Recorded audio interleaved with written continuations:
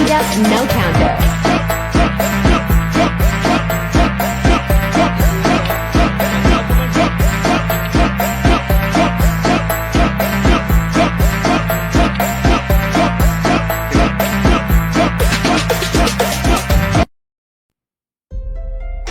Assalamualaikum warahmatullahi wabarakatuh. Langsung saja kita masuk pada materi multimedia edukasi dengan bahan ajar buku seni budaya kelas 10 SMA sederajat semester 1. Nah, materi kita hari ini membahas mengenai seni rupa 2 dimensi dan 3 dimensi. Pertama, apa itu seni rupa 2 dimensi? Ayo teman-teman bisa ikut menjawab ya. Apakah jawaban teman-teman benar? Ya, mungkin ada jawaban teman-teman yang kurang tepat dan juga ada yang tepat. Nah, langsung saja kita bahas apa itu seni rupa 2 dimensi. Pengertian, seni rupa adalah cabang seni yang diungkapkan dan diciptakan melalui media rupa atau visual, yang tentunya dapat dilihat oleh mata dan biasanya dapat pula dirasakan melalui ragaan. Nah, ini dilanjutkan dari pengertian seni rupa 2 dimensi. Seni rupa 2 dimensi adalah seni rupa yang memiliki 2 ukuran. Berdasarkan fungsinya, karya seni rupa ada yang dibuat dengan pertimbangan fungsi utama, yaitu untuk memenuhi fungsi praktis. Karya seni rupa semacam ini dikategorikan dalam jenis karya seni rupa terapan. Sebaliknya, ada karya seni rupa yang dibuat dengan tujuan untuk dinikmati keindahan dan keunikannya saja tanpa mempertimbangkan fungsi praktisnya. Nah, jadi seni rupa 2 dimensi tadi memiliki 2 ukuran. Nah, dia itu intinya tidak memiliki bentuk bidang seperti contohnya patung. Nah, kalau patung itu kan punya volume. Nah, kalau untuk 2 dimensi itu tidak mempunyai volume. Selanjutnya ada unsur-unsur seni rupa 2 dimensi. Nah, ada macam-macam nih unsur-unsurnya dari seni rupa 2 dimensi. Yang pertama dan yang paling dasar itu pertama ada garis.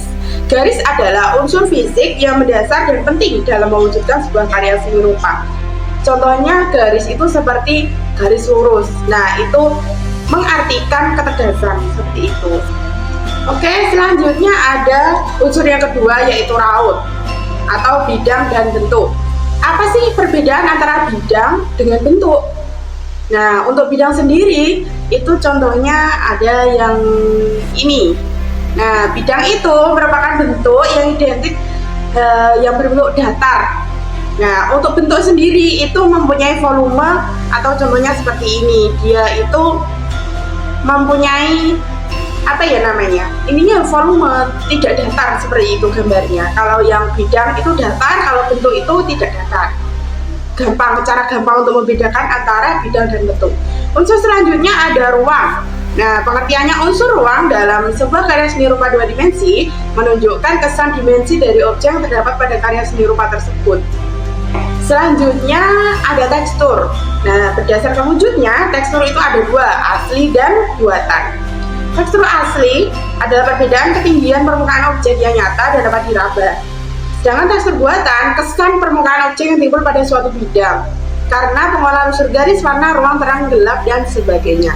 Unsur selanjutnya ada warna. Nah, warna itu merupakan unsur rupa yang paling menarik perhatian. Selanjutnya ada gelap terang. Gelap terang itu ditimbulkan karena adanya perbedaan intensitas cahaya yang jatuh pada permukaan benda. Kalau kita buat unsur 2 dimensi, itu kan kita biasanya menggunakan pensil atau menggunakan pulpen, spidol. Nah, itu bagian yang tebal, kita mengarsipnya itu jadi gelap. Nah, kan terkesan seperti kurang pencahayaan.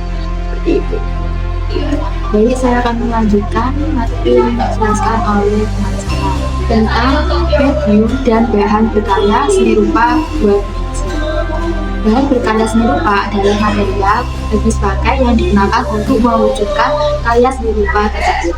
Contoh bahan berkarya seni rupa 2 dimensi seperti kanvas, cat, dan lain-lain berfungsi sebagai bahan utama dan ada pula sebagai bahan penunjang.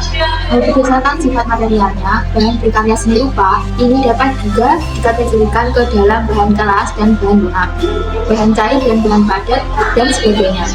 Bisa kita lihat pada PPT yang sudah disediakan terdapat gambar seperti cat dan juga pensil untuk membuat seni rupa 2 dimensi. Nah, selanjutnya tentang alat berkarya seni rupa. Dalam berkarya seni rupa 2 dimensi, setidaknya dikenal beberapa kategori alat utama untuk berkarya, yaitu alat untuk membentuk, menggambar, mewarnai, serta alat mencetak atau menduplikasi. Begitu juga bahan. Selain kita mengenal kategori alat utama, kita juga membutuhkan alat bantu lainnya seperti pisau, gunting, alat pengering, dan sebagainya. Alat-alat yang sudah saya sebutkan tadi itu adalah alat-alat penunjang untuk melancarkan atau memudahkan kita untuk membuat karya. Selanjutnya, teknik berkarya seni rupa. Dalam membuat karya seni rupa murni atau terapan dibutuhkan keterampilan teknis menggunakan alat dan mengolah bahan untuk mewujudkan objek pada bidang harap.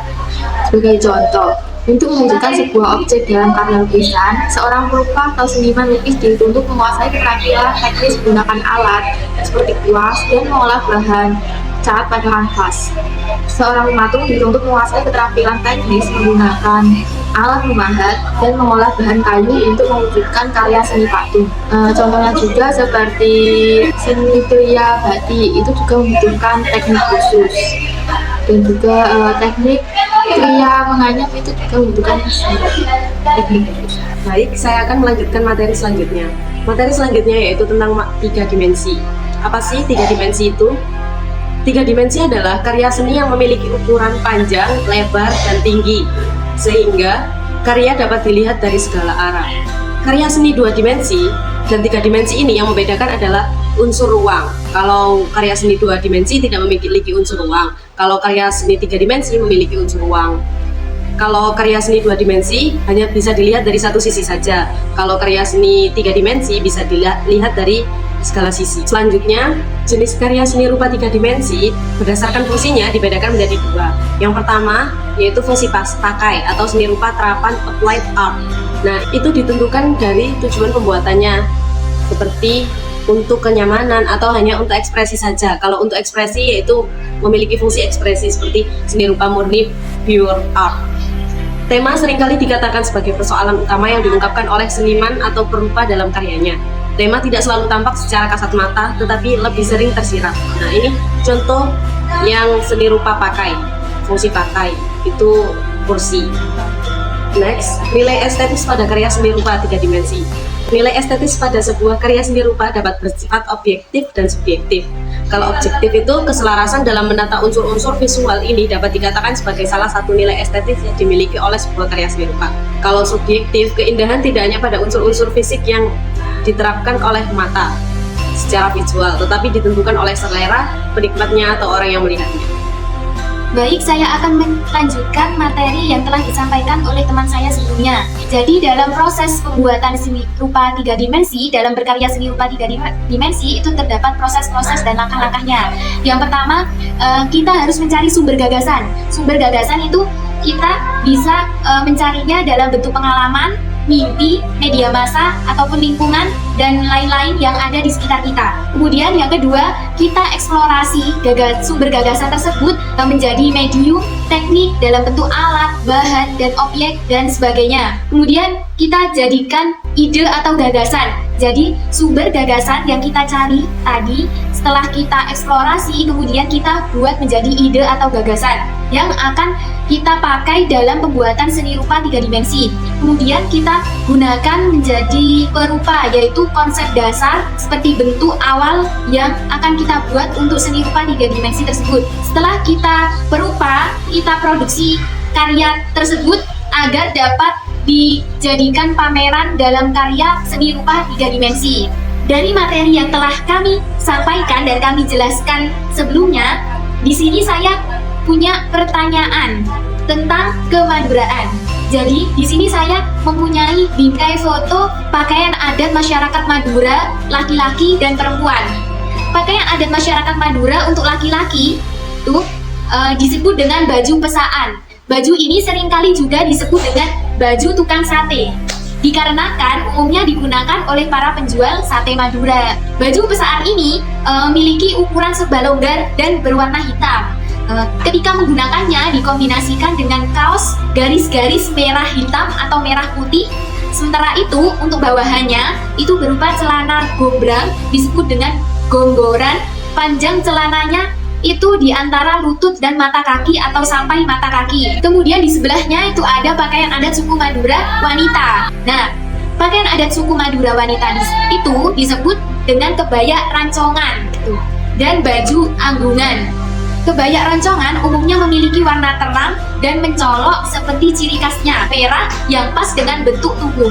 Sementara itu untuk bawahannya berupa sarung batik dengan motif torjan, lasem, dan tabiruan seperti bingkai foto tersebut. Dari bingkai foto pakaian adat masyarakat Madura termasuk ke dalam seni rupa apa? 2 dimensi atau 3 dimensi? Jawaban kalian semua itu ada juga yang benar dan ada juga yang kurang benar, kurang tepat. Jadi jawabannya yang benar yaitu seni rupa 2 dimensi. Kenapa kok seni rupa 2 dimensi? Karena itu bingkai foto baju, bukan bajunya langsung, yang hanya dapat dilihat di satu arah saja.